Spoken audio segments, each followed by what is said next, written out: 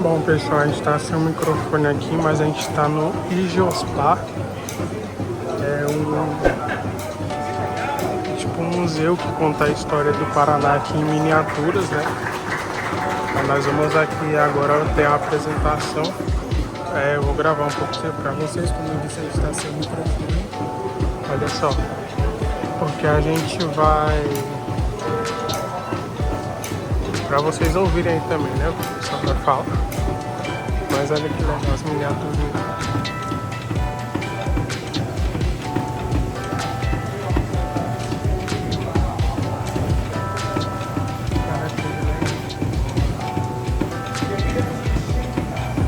Boa tarde, sejam todos bem-vindos ao Ijiospar. Ijiospar é a abreviação de História e Geografia do Paraná.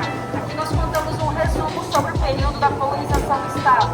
Então nós falamos dos principais ciclos econômicos que tivemos, mostramos como que era o estilo de vida e sistema de trabalho desse período, que eram bem diferentes de hoje. Então nós vamos começar aqui com o primeiro ciclo econômico do estado, que foi a mineração do ouro. Temos ali os nossos primeiros habitantes, os povos originários, os indígenas, e a chegada dos colonizadores europeus, gerando esse conflito entre as duas etnias. No decorrer desse período, então, foi encontrado o primeiro ouro que seria minerado no país. Esse ouro era chamado ouro de aluvião. Ele foi minerado por mais ou menos 45 anos, até eles encontrarem ouro em Minas Gerais. Minas Gerais tinha muito mais ouro do que nós tínhamos aqui, então eles encerram esse ciclo e partem para lá. E como resultado dessa primeira atividade econômica, o Paraná teve a formação das primeiras cidades. Paranaguá, nossa cidade mais antiga, Curitiba, nossa capital, Morretes, Antonina e também Guaraxá. Aqui nós já vamos ver o segundo ciclo econômico, a pecuária. Podem vir me acompanhando. A pecuária ela se inicia com os tropeiros que traziam suas tropas do Rio Grande do Sul pelo caminho de Viamão até chegarem em Sorocaba, São Paulo. Lá em Sorocaba aconteciam as feiras de gados e moares que eles participavam. Como essa viagem era bem longa, durava meses, eles tinham pontos de parada onde descansavam, se alimentavam, cuidavam desses animais. E aqui no Paraná, esses pontos de parada dos tropeiros também viraram cidades como Lapa, Castro, Ponta Grossa, entre outras.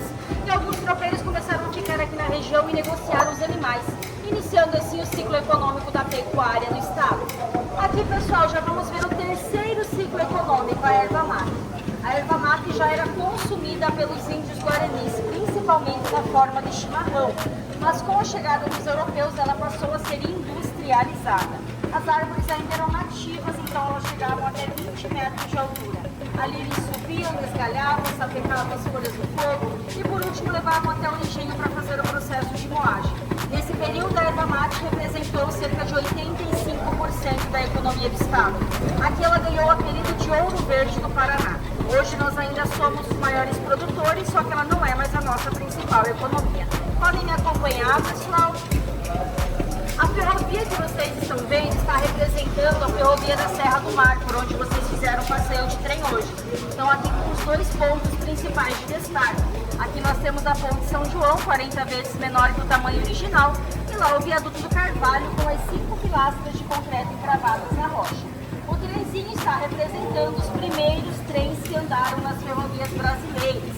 Naquela época ainda era a locomotiva a vapor, a Maria Fumaça, que aqui no Paraná transportava vagões com passageiros, barricas de erva mate, madeira de araucária e sacas de café, que eram os principais produtos da época a chegar ao porto de Paranaguá para exportação.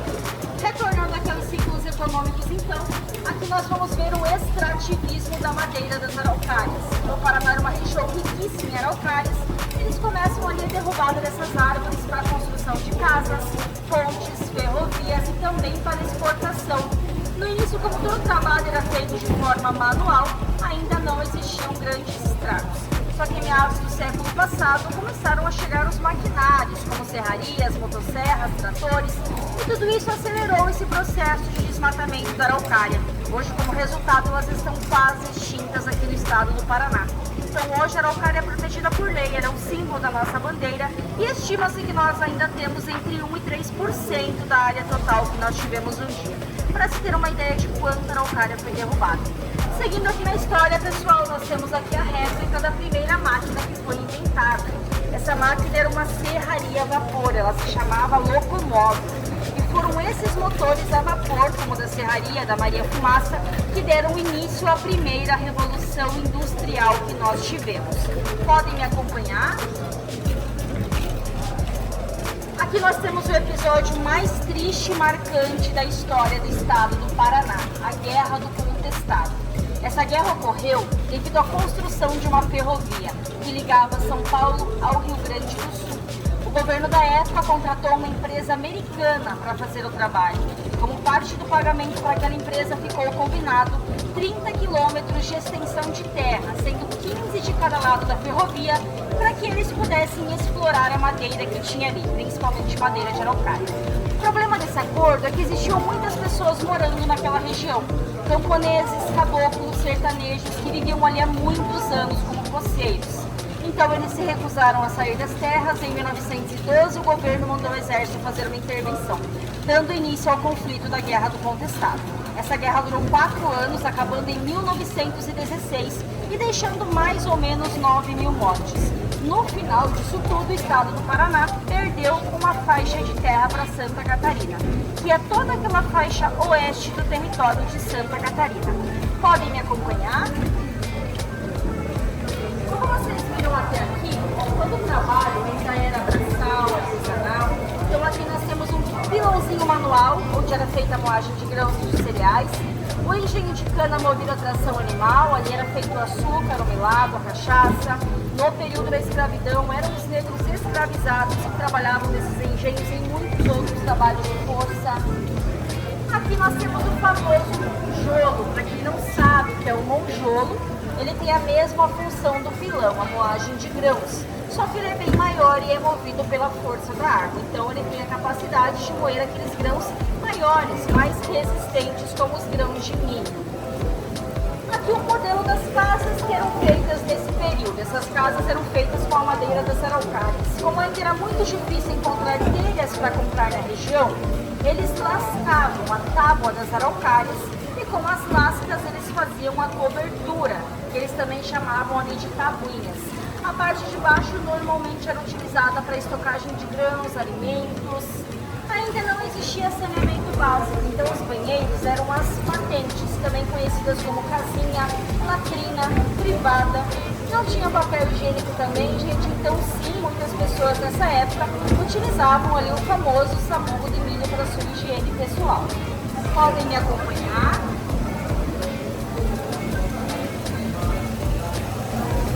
Aqui nós vamos ver o ciclo econômico do café. Esse foi um dos ciclos de maior relevância que tivemos aqui no estado. Ele aconteceu no norte do estado, tornou Londrina a capital mundial do café no período. Só que em 1975 aconteceu uma geada muito intensa, que congelou até a seiva dos cafezais, fazendo com que as pessoas perdessem tudo naquelas plantações. Muita gente foi embora para outras regiões para tentar recomeçar, e quem continuou por lá deu início ao plantio do milho, da soja, da cana-de-açúcar, do trigo, e desses o milho e a soja acabaram tendo um grande destaque, tanto que até hoje dominam a economia aqui do nosso estado. Podem me acompanhar? Aqui nós temos a representação de um moinho de farinha, também movido a roda d'água. Então até aqui, pessoal, eu relatei para vocês um pouquinho como que era a vida nesse período, como que era o sistema de trabalho. Vocês viram que era um trabalho todo braçal, artesanal, não tinham indústrias como nós temos hoje. As rodas d'água serviam ali para fazer a força motriz para engenhos e moinhos, elas substituíam os motores. Aqui ainda não existia energia elétrica distribuída em larga escala aqui no estado. Essa energia foi a grande responsável por mudar essa forma de trabalho. Então aqui eu vou falar para vocês sobre a chegada dela com a usina hidrelétrica de Itaipu. Aqui ela está representada 1.500 vezes menor do tamanho original. Tem uma comporta, que é um sistema que abre e fecha da água, só para vocês terem ideia do antes e depois do fechamento da barragem. A Itaipu é binacional, pertence ao Brasil e ao Paraguai também, e quando foi construída ela era a maior usina hidrelétrica do mundo. Hoje, embora a China já tenha construído a Três Gargantas, que é muito maior do que a Itaipu em tamanho, em produção contínua de energia, a Itaipu ainda lidera, sendo a maior do mundo. Só que quando construímos a Itaipu, quando fechamos a barragem para Itaipu, nós acabamos destruindo uma grande maravilha do mundo natural que tínhamos. Mais ou menos 150 cima, no Rio Paraná, na cidade de Guaíra. No extremo oeste do estado ficava o Salto das Sete Quedas. Podem me acompanhar? Para quem não conhece a história, pessoal, o Salto das Sete Quedas foi a maior cachoeira em volume de água do mundo. Ela tinha cerca de 10 vezes mais volume de água que as cataratas do Iguaçu e 2 vezes mais volume de água que as cataratas do Niágara. Eram 7 conjuntos de ilhas que formavam cerca de 19 cachoeiras. Por cima das ilhas tinham as passarelas, por onde as pessoas faziam um passeio no parque. Quando começou a sair a notícia do fechamento da barragem, vinha gente do mundo todo para visitar uma última vez, para protestar contra o fechamento da barragem. Todos os dias o local estava lotado. E num desses dias, uma das passarelas acabou não suportando o peso de tanta gente em cima. Os cabos se romperam e a passarela caiu com todos na água. Isso resultou na morte de cerca de 32 pessoas. E a tragédia não foi ainda maior, graças a um jovem pescador da região que estava no local no momento, João Mandico. Quando ele viu aquela situação, ele saltou nas cachoeiras e de um a um ele conseguiu salvar a vida de 6 pessoas. Ele ficou conhecido como herói das 7 quedas e atualmente ele é o nosso único herói nacional civil ainda vivo no país. Ele tem 70 anos e ainda vive lá em Guaíra. Então, quando fechamos a barragem para Itaipu em janeiro de 1982, dentro de poucos dias inundamos completamente o Salto das Sete Quedas. Onde um dia tivemos a maior cachoeira em volume de água do mundo, hoje nós temos somente um imenso espelho d'água. Foi o preço que nós pagamos pela chegada do progresso com a Itaipu. Mas com tudo que nós perdemos aqui, ainda temos no nosso estado uma das 7 maravilhas do mundo natural, que são as cataratas do Iguaçu. Podem me acompanhar. Aqui elas estão representadas em uma visão panorâmica 500 vezes menor que o tamanho original. O lado de cá representando o Brasil, o lado de lá representando o lado argentino. O lado argentino tem mais cachoeiras que o nosso lado e é por isso que a vista do nosso lado é considerada pela maioria das pessoas mais bonita, porque nós visualizamos aquelas cachoeiras de frente para nós aqui. No meio a garganta do diabo, onde cai a maior parte das quedas. Mas longe das cachoeiras, a Praça de Eventos ocupada tem um detalhe muito importante que passa despercebido pela maioria dos visitantes. Ao lado de um café, bem escondidinho, tem uma estátua de tamanho real de Santos Dumont. Mas o que será que o nosso pai da aviação tem a ver com as cataratas do Iguaçu? 108 anos atrás, em 1916, Santos Dumont passava ali por Foz do Iguaçu numa viagem e decidiu ficar alguns dias para conhecer um pouquinho melhor a cidade. Então, conta-se que quando ele avistou as cataratas pela primeira vez, ele ficou maravilhado com a beleza daquele lugar. Só que ele logo descobriu que era uma propriedade particular. Aquela propriedade pertencia a Jesus Valdo, um colono uruguaio que tinha ganhado as terras em uma campanha onde o exército fez uma distribuição de terras em Foz do Iguaçu na época. Como Santos Dumont era um grande visionário, ele pensou em outras possibilidades para aquele local e decidiu que faria uma coisa. Ele fez uma viagem até Curitiba, onde ficava a sede do nosso governo, era a comarca de Curitiba.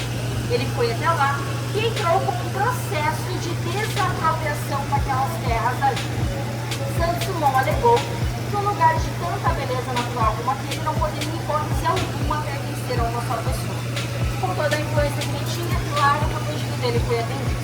Assim, Santos Dumont se torna o padrinho, patrono das cataratas do Iguaçu. Então, se não fosse por ele, nós não teríamos Parque Nacional do Iguaçu, e tampouco o nosso lado hoje seria um patrimônio da humanidade. Nós devemos isso a esse mineiro tão querido, o nosso pai da aviação. Então, pessoal, eu encerro aqui o meu resumo sobre a história e geografia do Paraná. Se alguém ficou com alguma dúvida, fiquem à vontade para me perguntar. Muito obrigada.